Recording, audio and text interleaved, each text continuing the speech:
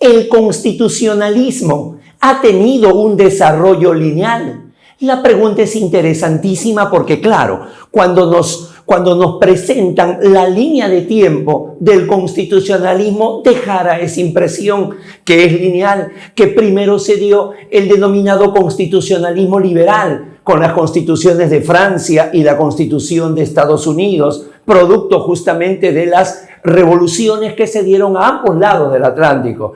Posteriormente, en las primeras décadas del siglo XX, el constitucionalismo social, tanto con la Constitución Mexicana de Querétaro, la de 1917, posterior a la Revolución Mexicana, como la Constitución de Weimar, de la Alemania luego de la Primera Guerra Mundial, que son constituciones sociales, que son constituciones que ya se comienzan ya no a preocupar solamente por el individuo, sino por la sociedad. Y por último, viene el denominado constitucionalismo axiológico tras la Segunda Guerra Mundial, con la Ley Fundamental de Bonn y la Constitución italiana. Entonces, insisto, diera la impresión que tiene un desarrollo lineal.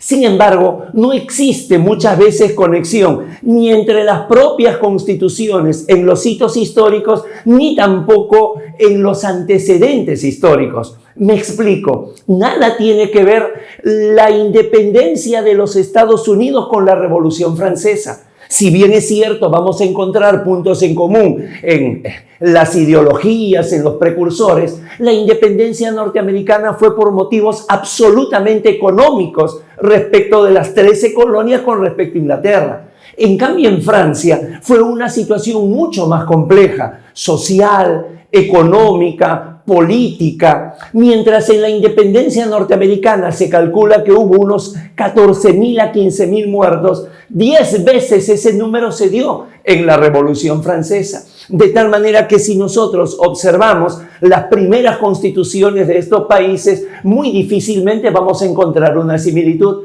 Por ejemplo, la Constitución norteamericana, con solo 7 artículos, organiza la división del poder y su separación. No reconoce un solo derecho fundamental, cosa que se va a dar recién a partir de las enmiendas de 1791. Lo mismo ocurre con el constitucionalismo social. Nada tiene que ver el vientre de donde nace la Constitución mexicana de donde nace la Constitución de Weimar. Lo que ocurre es que existe una coincidencia cronológica con el reconocimiento de los derechos económicos, sociales y culturales.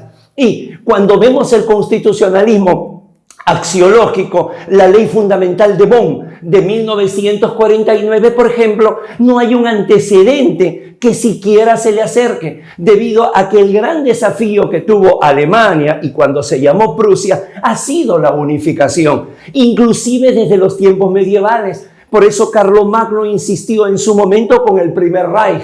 Y luego ya en el siglo XIX fue Otto Bismarck el que, al insistir y lograr la unificación alemana, lo llamó el Segundo Reich. Y ya en el siglo XX Adolfo Hitler lideró el Tercer Reich. Es decir, la unificación de diversos estados era la preocupación, de tal manera que es inimaginable pensar en la idea de una constitución como la que se dio en Francia, en Estados Unidos o siquiera la que se dio en México. El antecedente de la Constitución de Weimar puede ser el que más se le acerque. Lo mismo con la Constitución italiana y lo mismo ya con el resto de Europa. La Constitución española después de Franco, la Constitución portuguesa después del Estado Novo. Y claro, cuando van a llegar a Latinoamérica, van a llegar según los momentos y según las afinidades. Si es en el caso de Brasil, va a ser la Constitución portuguesa porque es un país lusófono. Pero para los países de habla hispana va a ser la Constitución española. Pero no solo ella de manera excluyente, sino que va a ser una suerte de mosaico, una suerte de una constitución con instituciones variopintas, según se vea que en otras latitudes han dado resultados. Ahora sí, ya estamos en condiciones de responder a la interrogante. ¿El constitucionalismo ha tenido un desarrollo lineal? La respuesta es no. Simplemente al enunciar la evolución del constitucionalismo pareciera una línea por motivos didácticos, pero en realidad son más bien hitos, momentos de coincidencia en el reconocimiento, en pasos adelante que ha dado el constitucionalismo, pero en sí ha tenido un desarrollo inorgánico. Aguardo les pueda servir. No olviden suscribirse, no olviden compartir. Han sido muy amables. Muchísimas gracias. Permiso.